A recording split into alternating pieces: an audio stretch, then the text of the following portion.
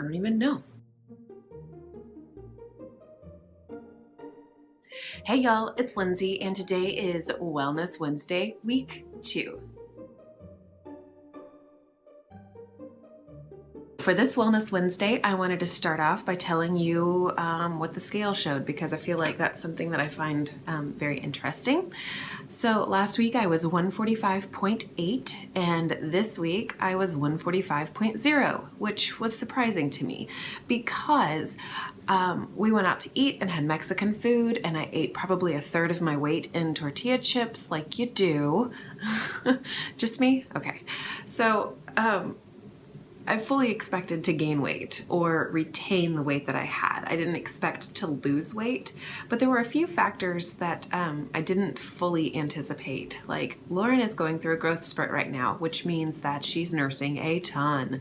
And I've been really, really hungry this week, which also made me feel like I'm gonna probably not be down this week, which I was totally cool with, because overall I only want to lose a total of 10 pounds for the whole year, and never at the expense of my milk supply.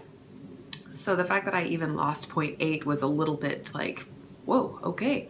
I didn't expect to lose the weight because of the food, and also I was so much hungrier. And there was something that I just I kept having go through my mind, and it was this phrase, know your truth. And as a Christian, it's kind of, it's not like an admittance of failure or anything like that, but it's more like, I know that generally speaking, if I'm put in this situation, I will typically respond in this way. So when I'm placed in front of guacamole, I will eat as much as humanly possible, and then I will hurt for days after. It does not do well with my digestive system, and it's partly because I don't have a gallbladder anymore. So I know these things about myself, and yet whenever I was faced with a giant bowl of guacamole, I still consumed a large quantity of it. So I put myself in a painful situation for this past week. Also, I've learned that there are certain foods, aside from the guacamole, that I cannot have in my life, on a regular basis, I should say. I cannot keep payoff day candies from the Trim Healthy Mama cookbook in my house. If I make a recipe, I will eat all of the recipe. If I make a double batch, it will just take me twice as long. And I'm talking hours here, not days. So I know that about myself. That is a triggering food for me. Even though it's on plan, it's still just, it's not an ideal food choice for me. If you have self-control, I admire you greatly, because that I do not have moderation or self-control on a regular basis. I'm a very extremist personality where I go from 0 to 1,000,000 miles an hour in nanoseconds, and then I come back down just as quickly, I should say. So I can't have the payoff day candies in my life right now. I can't have the payoff day brownies from the Trim Healthy Table book right now because of the same thing. It was an 8x8 pan that should have lasted at least 4 to 5 days, possibly longer, especially since I was the only one eating on them, but I managed to eat the entire pan in 3 days. I figured that having the vehicle of a brownie for the payoff day candy topping would have slowed me down a little bit, but it didn't. And I have yet to make those again, because I recognize that that is a triggering food for me. And there's another food that I just adore. I love this one so much, but I cannot have it. It is the yuck yum bitties.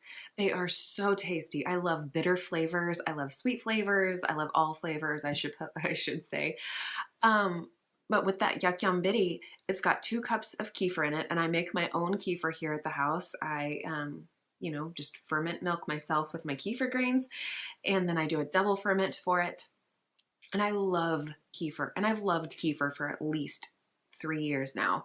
Doing it myself. Store-bought kefir I'm kind of on, but with the homemade stuff, I just love it. I just can't get enough of it. But I've started to notice that it causes a lot of problems for Lauren whenever I've had too many yuck yums. I sort of started off the new year with 3 yuck yums in the first week, and I noticed that she was extremely fussy and I was having a lot of like uncomfortable tummy digestion issues. So I just decided I will back off. I will have 1 in a week.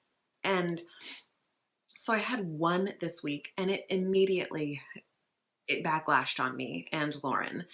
And so I decided that, you know what? We're just going to have to live this season of no yuck yum bitties, even though they are amazing. And I know Serene drinks 1 every day, according to herself on the potty, but I can't. The purist in me wants to so badly, but the reality of where we are right now is not conducive to having those. So those are some foods that I just can't keep in the house, or I can't consume on a regular basis for my own sake. And you know, there's got to be foods out there for everybody that are just like, oh, I can't stop eating these things. And so a lot of my triggers are those specific foods, but there's an underlying cause, and I usually start with, this is how I feel, which are indicators, obviously, and then work my way backwards to what is the trigger. So whenever I'm stressed out, whenever I feel like I have a lack of time, and none of these things aren't necessarily put on me like I'm a victim. I tend to do this to myself more often than not.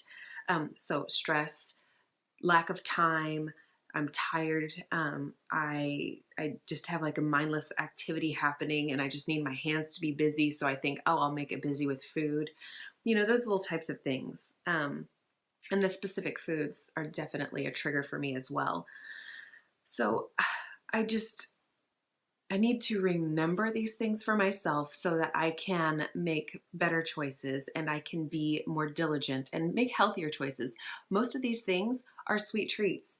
We shouldn't be, or no, I'm not going to make that blanket statement. I shouldn't be eating that many sweets every single day. I should be capable of making 1 sweet treat for the week and being content with that. And when it's gone, and waiting until the beginning of the next week to make another treat. And that's something I'm trying to be more mindful of.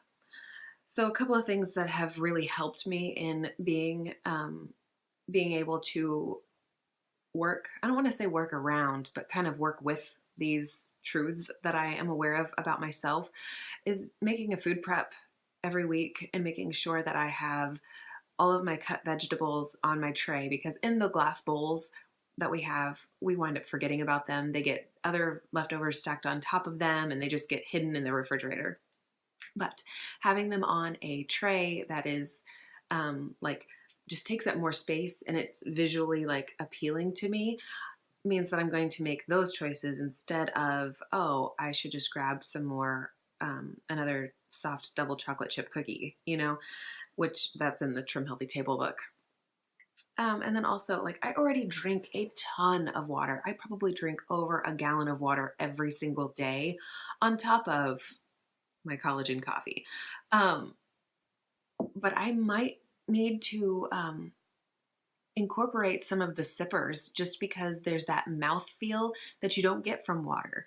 It feels more substantial than just plain water, even though I really just crave water. So maybe I need to add in some more singing canaries, or I usually don't do Good Girl Moonshine just because it's not my favorite. I typically wind up doing something that's called Keto Aid, which is like lemon or lime and apple cider vinegar and a tiny bit of sweetener. And then I use a bit of club soda to give it a bubbly taste or a bubbly feeling and effervescence to it, and water. And it's so simple, so good. And it does give a different mouthfeel than water. And then also just keeping my hands busy whenever we're doing mindless activities. Like sometimes Jared and I will sit on the couch at the end of the day and we'll watch some shows together. And if it's a really dramatic show, I find that I don't really want to snack. But if it's just kind of like a lighthearted comedy kind of a thing, I feel like, oh, hand to fist, fist to mouth, fist to mouth, fist to mouth. So if I've got some kind of activity that my hands can be doing where I'm not putting fist to face, more or less, that would be super helpful. I need to recognize my triggers. I need to make sure that my action plan is actionable before those triggers happen, and just keep my nose to the grindstone so that I can keep on my successful journey here. So anyway, if you've stuck around this long, I thank you so much for watching, and I hope that you'll stick around for future videos. I really love this Trim Healthy Mama way of eating and lifestyle. I do some homeschool videos that I've kind of slacked on here lately, and just some general homemaking, daily life type of videos. So if any of that is interesting to you at all and you'd care to do so, I'd love for you to subscribe and stick around. We'll see you in the next video. Bye.